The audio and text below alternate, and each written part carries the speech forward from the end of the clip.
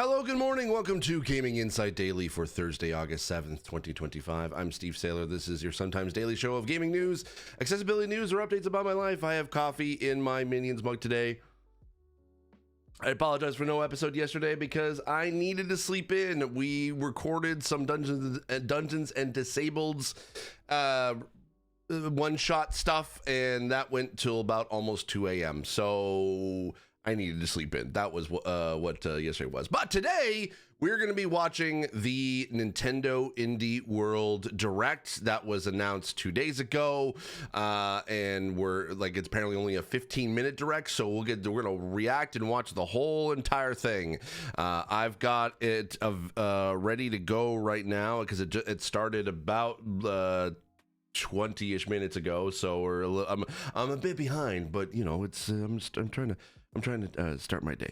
All right, so I'm gonna pause the music, and here we go.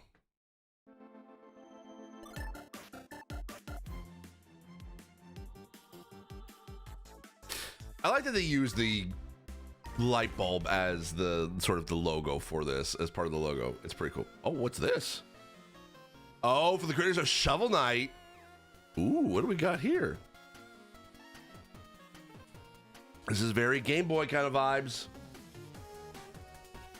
Well, I mean, it's also old NES retro kind of vibes, of course, but I feel like I would play this totally on like a Game Boy Advance sort of deal. Wait, I kind of actually like this. It seems like a pretty cool looking RPG, action RPG maybe. What is this? Mina the Hollower. Wait. It launches October 31st. Demo available today. Okay. And it's on Switch and Switch 2. Hello, Nice. everyone, and welcome to Indie World. I'm Ariko. And I'm Tyler. We're back to show Hi, you Rico. some Hi, Tyler. new indies coming to the Nintendo Switch 2 and Nintendo Switch systems. Since the launch of Nintendo Switch, indie games have brought us fresh perspectives, unique styles, and taken us on unforgettable adventures. The support of these independent developers. This is one thing I think is great about the Switch is that it did open up a lot more opportunities for indie developers. At the time, it's 2017, so a lot of indies had a new platform that they could basically create stuff on. Now it's kind of slowed down a little bit. I mean, there always is a bunch of indie games, but creators of Crypt Custodian and Nightless. I think it's being able to release an indie. Oh, it looks like a Metroidvania. Save Birdkind. I like the look of it. I like the text size as well. That's also nice. There's a nice, decent background to stuff.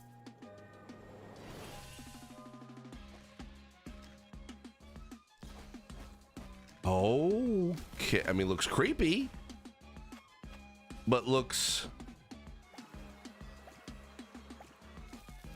Oh yeah, that looks really, really creepy. Oh my god. Well Dweller coming 2026. Okay. Anyway, I think having Nintendo kind of championing indie games like this is pretty cool. We're gonna Neverway. We were inspired by many elements from the games we love, and while doing that, tried to create something unique. We also realized how using contrast makes an experience much more powerful. A horror scene, for example, hits a lot harder right after something wholesome. We hope this will make the world of new Neverway feel much more. And that you enjoy. We have to show you today. Oh, I've seen this. Yeah, I did have some issues with it, mostly due to text size, I think, and contrast, and to a certain degree.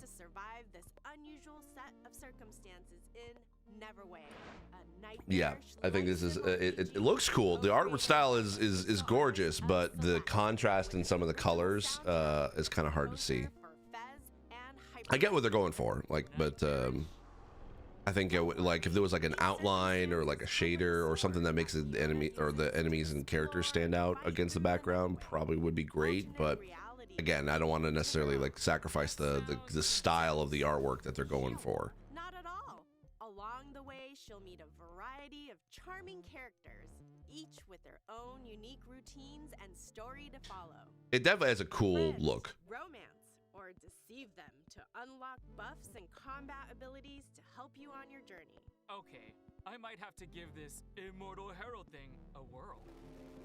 Answer the call, persist through this Yeah. deadly dimension, engage in fast-paced combat, and pay off your debt when Neverway descends onto Nintendo October, Switch. or sorry, not October. Available 2026. Okay, and on the first Switch, not Switch 2. So, oh, this is that. Is it Herdling? I think is what this is called.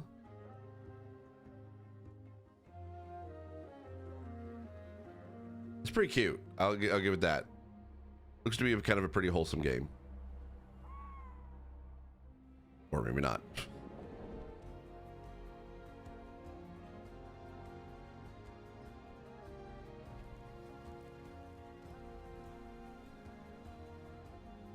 It has almost like, From the publisher of Firewatch comes Herdling. yeah, Firewatch. Yeah, it has like not necessarily Firewatch, but I would say like a Journey sort of vibe too. Guide a herd of mysterious Oh, we're creatures we're into guiding herds. mountains and beyond.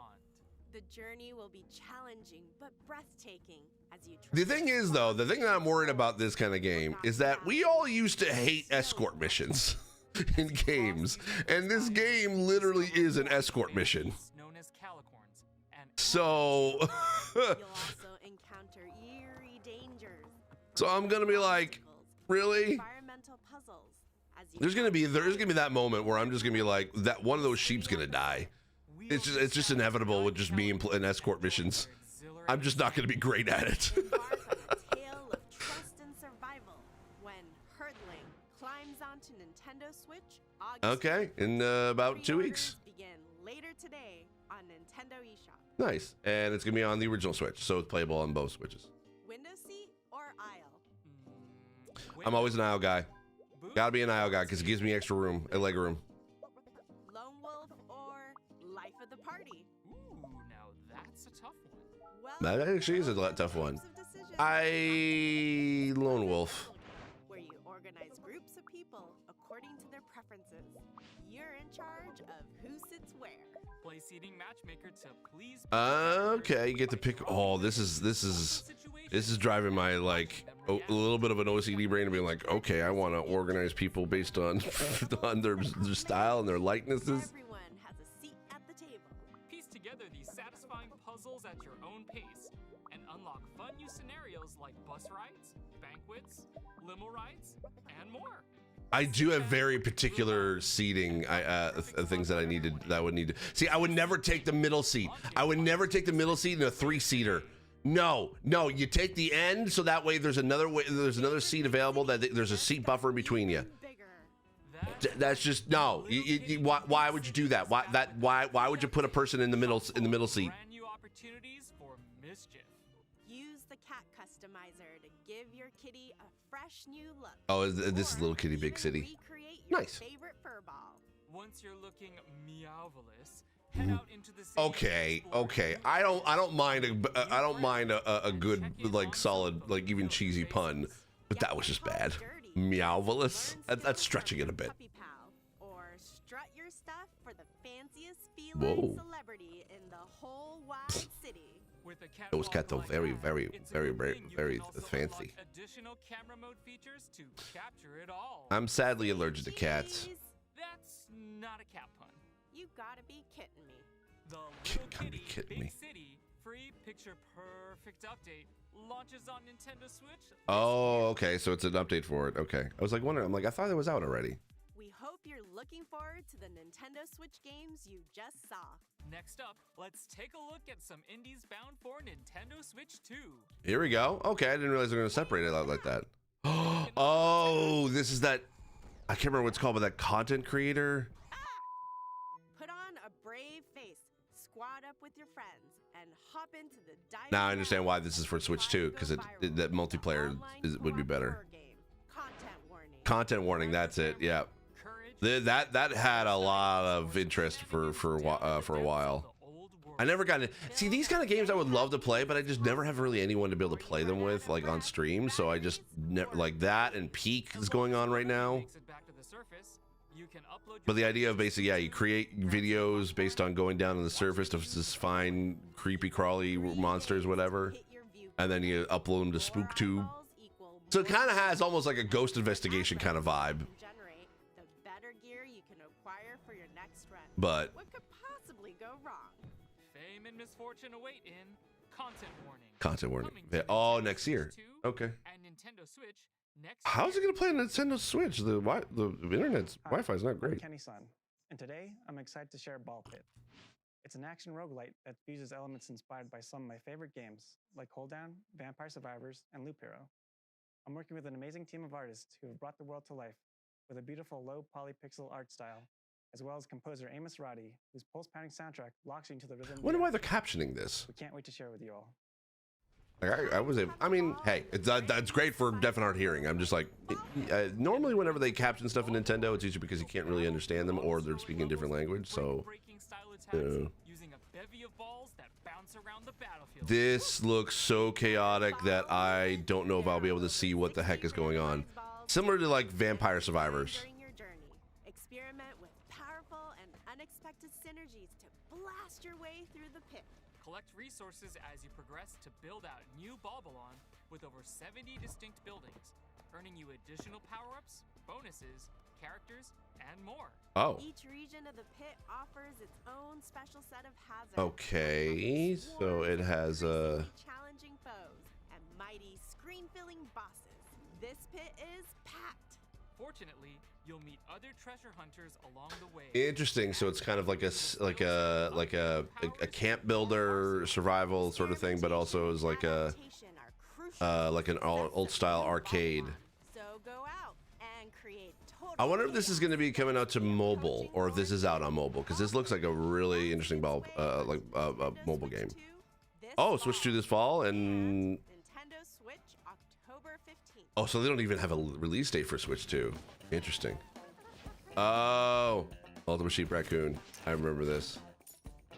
Or at least what was it?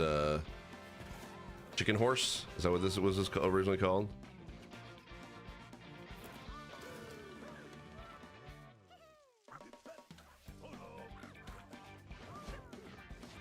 Eight-player mode. Okay. This also had its own moment. Cross-platform play. All right, good to know.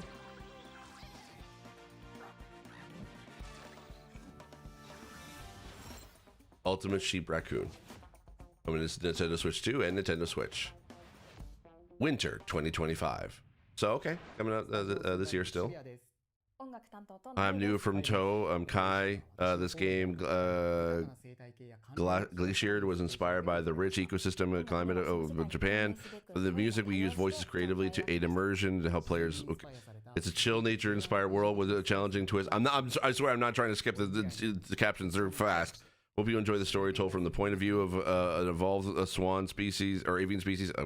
65 million years in the future. The Everwinter has encased Earth within a permanent layer of ice, but under the surface, a new chapter unfolds. Okay. In Glaciered, you play as a Twi, an evolved avian species descended from dinosaurs, endowed with the abilities needed to protect the Everwinter oceans.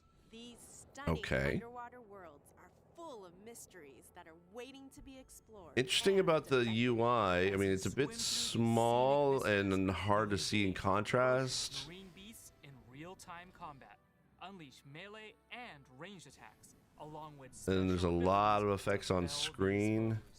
Use experience gained from these. Oh yeah, no, I'm not. I see the style they're going for, but not exactly the most readable for UIs. Glaciered, launching as a timed console exclusive on the Nintendo Switch 2 system. Okay, time console exclusive could mean that they could get some feedback for accessibility. So hopefully, maybe there's some feedback that they can take. Exciting indie games heading to Nintendo Switch 2 and Nintendo Switch. Okay. We've got Winter Burrow. Then say I think Winter 2025 or something like that.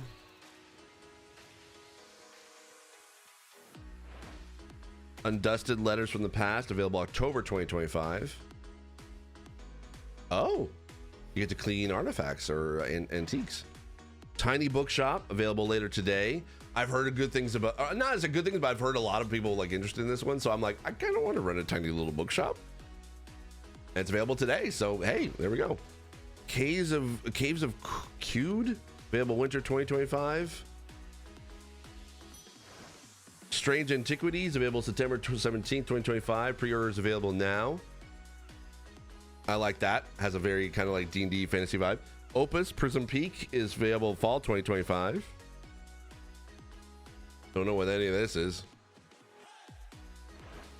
Go-Go Town, available spring 2026. Looks like it's a town builder, but also something else. UFO 50. Oh, yeah, okay. Available later today. This was a big hit last year. And that's it. That's it for the montage. That's all for today's Indie World. We hope you enjoyed the games in today's showcase.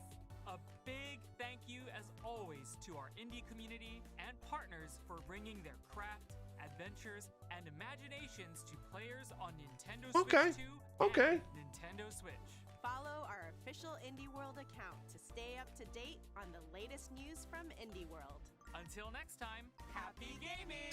All right. Okay. So we've got ourselves. It was a short Indie World. We knew that was going to be the case. So I think that it's good to be able to kind of like to showcase a lot of different sort of types of indies that for everyone.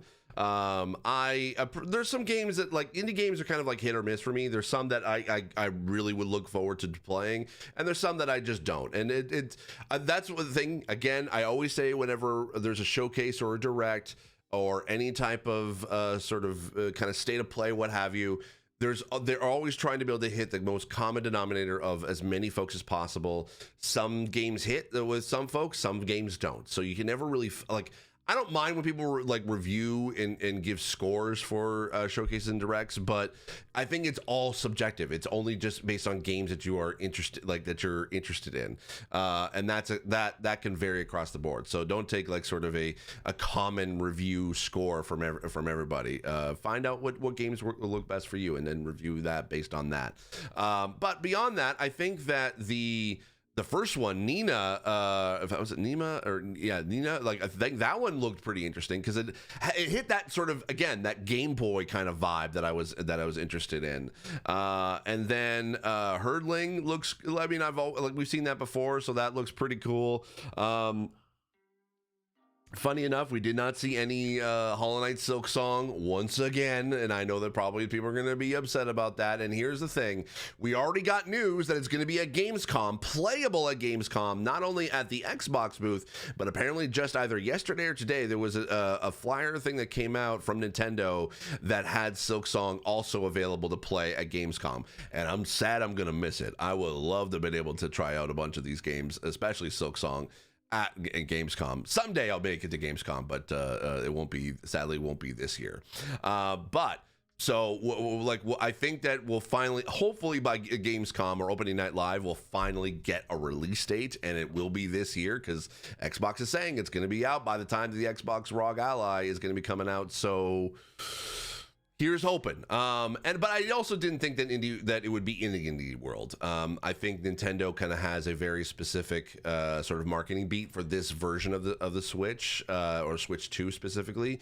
I kind of predicted that the previous direct was going to be either a partner showcase or an indie world. I did not think that they were going to do both pretty much almost back to back, which makes it seem as if I think that they're going to do. I predicted there's probably going to be a proper Nintendo Direct in September. And that that'll be a much more larger direct to kind of see what's coming up ahead for the rest of the year, and then also for the spring or winter of 2026, which will be kind of like the early parts of the year. I think we might also be able to see. There's Final Fantasy VII is going to be playable at Gamescom, so hopefully we'll see a release date of that sometime soon. But the thing is, I think with the direct. I do believe I probably will be a September if there is going to be a big, larger direct. I think because there are certain games that we still don't have release dates for, but I'd be willing to bet within the next couple of weeks we're going to see an announcement from Nintendo, especially like in regards to, like, say, Metroid Prime. We know it's coming out this year. They keep saying that it's available 2025. They just don't have a specific date, and a lot of people are sort of thinking, oh, we need to put this as a Nintendo Direct in order to be able to, because it's a big announcement. I don't think Nintendo's going to do that. I think that for just an announcement date, I think they're going to release it as either just a trailer saying it's available X date, whatever, or it's going to be like announced on the Nintendo Today app. They've already done that for Dragon Drive when they announced the release date for that, which comes out in about 2 weeks. I'm still interested in trying to be able to play that. But I think that overall, I think Nintendo is doing something different for their marketing, and it's not to say it's a bad thing or a good thing. I think that with their marketing for the Switch 2 is definitely a little bit less than what they did for the Switch 1, and I have a theory about that. I have a theory because I think that the failure of the Wii U, I mean, I say failure in quotes because it can be seen as there's definitely elements, I think, of the Wii U that still were successful, but obviously not as successful as the Wii. And Nintendo had to pivot real quick. So when they started making their new console, they went hard on basically like marketing that as much as possible, and by trying to be able to not necessarily kind of like wipe away the stench of the Wii U, but just basically kind of separate itself from the Wii U as what, quote unquote, a failure. So that's why we had like Breath of the Wild be the first game that kind of for launch, that we had Mario Odyssey that first year. We had like it kind of took everything, but like it really kind of sucked every bit of oxygen for the Wii U, even though, like, say, Breath of the Wild, we sometimes forget it came out on the Wii U as well as the Switch. They weren't necessarily, like, Nintendo wasn't necessarily hedging their bets completely on the Switch to be 100% successful. So to see it being that I don't think we're going to get a first year launch like the Nintendo did for the Nintendo Switch, and we're seeing that with Switch 2. Yes, we have some games that came out that I think are great. Donkey Kong Bonanza being one of them. I'm still playing it. I'm going to be reviewing it, or I'm still reviewing it. I'm just basically I'm taking my time with it. I only got it on launch day, so I'm still just kind of taking my time with it. But I will be doing a review of that, an accessibility review soon. It's I got a lot going on. Unfortunately, I'm trying to be able to do my best for reviews. So there is. And they do have some like first party titles. They have Metroid Prime 4, which can be considered, I guess, kind of one of their top tier sort of franchises or IPs. We still don't know what the next Zelda game is. We still don't know what the next Mario game is. So there are some questions that haven't been answered, which is why I think that there's going to be a proper big direct for September. They've done it in the past. They've done big directs in September. Not every year. They have skipped a year or two here and there, but I think if they're going to do another one, it's another direct before the end of the year, this one probably would be it. They might do another partner showcase or an indie world before the end of this year, but that's only, I think, if they don't do a larger direct in September, potentially even maybe October. I have a feeling that basically what we're going to see for the fall, as far as Nintendo is concerned, we're definitely going to see Metroid Prime 4. I think it's going to be September launch. I think Kirby or Air Riders will also probably be this fall or this holiday.